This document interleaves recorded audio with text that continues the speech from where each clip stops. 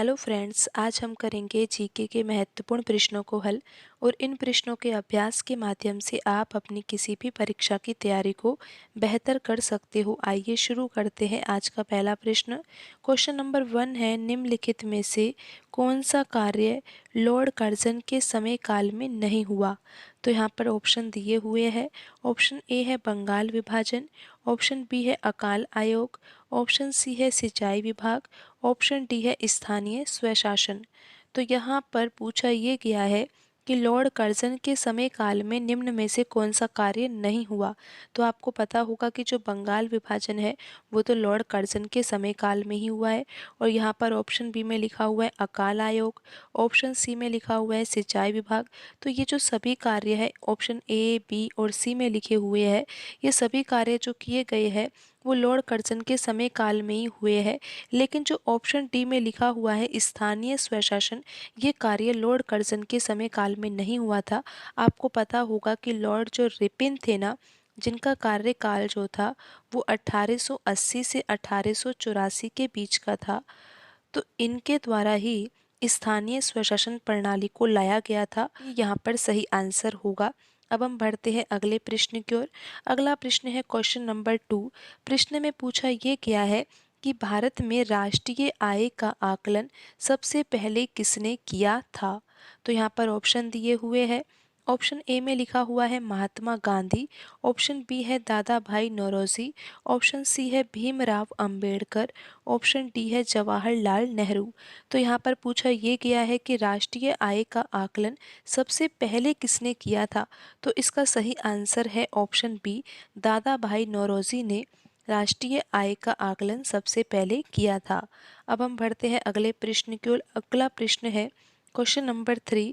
प्रश्न में पूछा ये गया है कि ओजोन परत कहाँ पाई जाती है?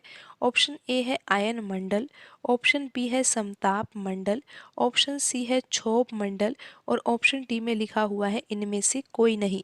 तो प्रश्न में पूछा ये गया है कि ओजोन परत कहाँ पाई जाती है? तो इसका सही आंसर है ऑप्शन बी, समताप मंडल। अब हम बढ़ते हैं अगले प्रश्न की ओर। अगला प्रश्न है क्वेश्चन नंबर 4। प्रश्न में पूछा ये गया है कि डेसिबल शब्द का संबंध किससे है? आपको पता होना चाहिए कि डेसिबल का जो संबंध है वो ध्वनि से है, यानी कि यहाँ पर ऑप्शन बी सही आंसर होगा, क्योंकि जो ध्वनि की प्रबलता है उसका मात्रक क्या होता है? डेसिबल होता है। और आपको ये भी पता होना चाहिए कि ध्वनि की आवृत्ति का मात्रक क्या होता है? ध्वनि की आवृत्ति का मात्रक होता है हर्ट्ज। इसको हम इस प्रकार से लिखते हैं। और जबकि ध्वनि की प्रबलता का मात्रक क्या होता है? ध्वनि की प्रबलता प्रबलता का मात्रक होता है डेसिबल। और डेसिबल को प्रदर्शित करते हैं हम डीबी, इस तरह से। और आपको ये भी पता होना चाहिए कि मनुष्य जो है वो अगर 80 डेसिबल से अधिक की ध्वनि सुनता है तो वो उसके लिए कष्टदायक होती है, यानी कि 80 डेसिबल से अधिक ध्वनि को शोर कह सकते हैं हम। तो अब हम बढ़ते हैं अगले प्रश्न की ओर। यहाँ पर क्वेश्चन नंबर 4 का जो आंसर होगा वो ऑप्शन बी यहाँ पर सही आंसर होगा। अब हम बढ़ते हैं अगले प्रश्न की ओर। अगला प्रश्न है यहाँ पर क्वेश्चन नंबर 5। प्रश्न में पूछा ये गया है कि इंसुलिन का आविष्कार किसने किया? तो यहाँ पर ऑप्शन है, ऑप्शन ए में लिखा हुआ है लुई पास्चर, ऑप्शन बी में लिखा हुआ है एडवर्ड जेनर, ऑप्शन सी है एफ बेंटिंग, ऑप्शन डी है यहाँ पर निकोलस। तो यहाँ पर पूछा ये गया है कि इंसुलिन का आविष्कार किसने किया? तो इसका सही आंसर है ऑप्शन सी, एफ बेंटिंग ने इंसुलिन का आविष्कार किया है। लेकिन आप ये ध्यान दीजिए कि लुई पास्चर ने किसका आविष्कार किया? आपको पता होगा कि किण्वन की जो खोज है वो लुई पास्चर ने ही की थी। और किण्वन क्या है? आपको पता होगा कि चीनी से अल्कोहल बनाने की जो प्रक्रिया है ना, उसी को ही हम किण्वन कहते हैं। और किण्वन की जो खोज की थी वो लुई पास्चर ने की थी। और आपको पता होगा कि दूध को लंबे समय तक चलाने के लिए दूध का पाश्चरीकरण किया जाता है। अब हम बढ़ते हैं अगले प्रश्न की ओर। अगला प्रश्न है क्वेश्चन नंबर 6। प्रश्न में पूछा यह गया है कि पेनिसिलिन किससे प्राप्त होती है? तो इसका सही आंसर है ऑप्शन ए, कवक।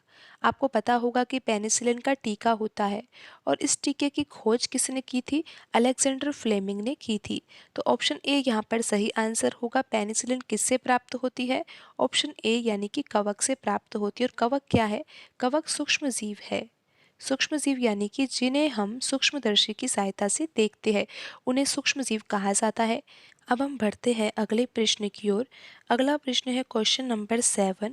प्रश्न में पूछा ये गया है कि भारत सेवक समाज की स्थापना किसने की थी।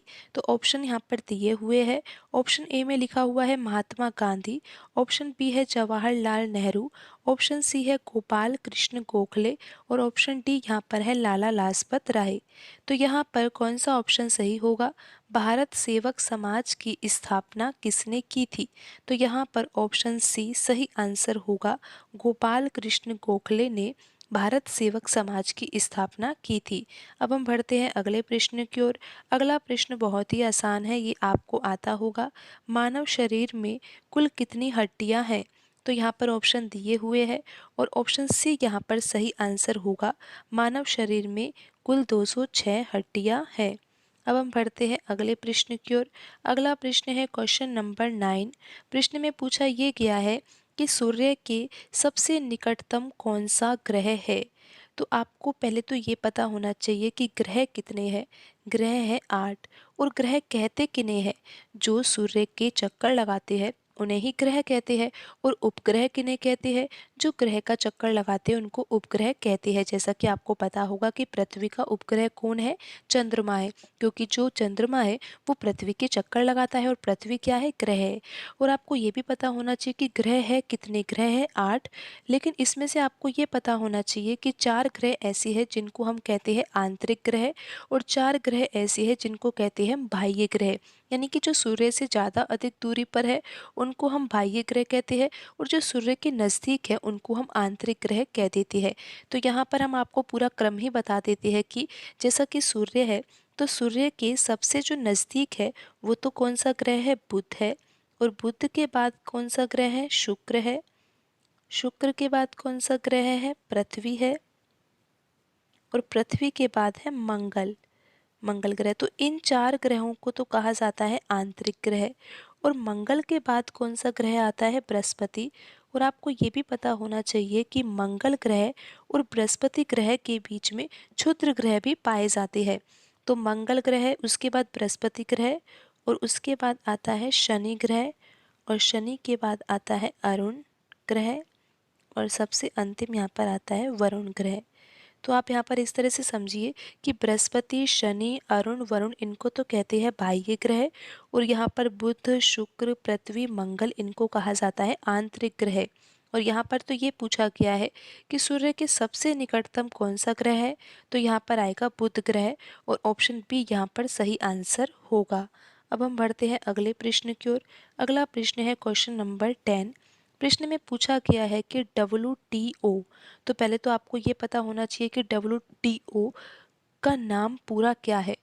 W यानी कि वर्ल्ड, T यानी कि ट्रेड, O यानी कि ऑर्गेनाइजेशन। इसका पूरा नाम हम बोलेंगे विश्व व्यापार संगठन। और पूछा गया है कि इसका मुख्यालय कहाँ है। तो हमें ये भी पता होना चाहिए कि इसकी स्थापना कब हुई। तो इसकी स्थापना हुई है 1 जनवरी 1995 में। और पूछा ये गया है कि इसका मुख्यालय कहाँ पर है। तो इसका मुख्यालय है जिनेवा में और यहाँ पर ऑप्शन सी सही आंसर होगा। तो आज की वीडियो में इतना ही, मिलते हैं अगली वीडियो में। धन्यवाद।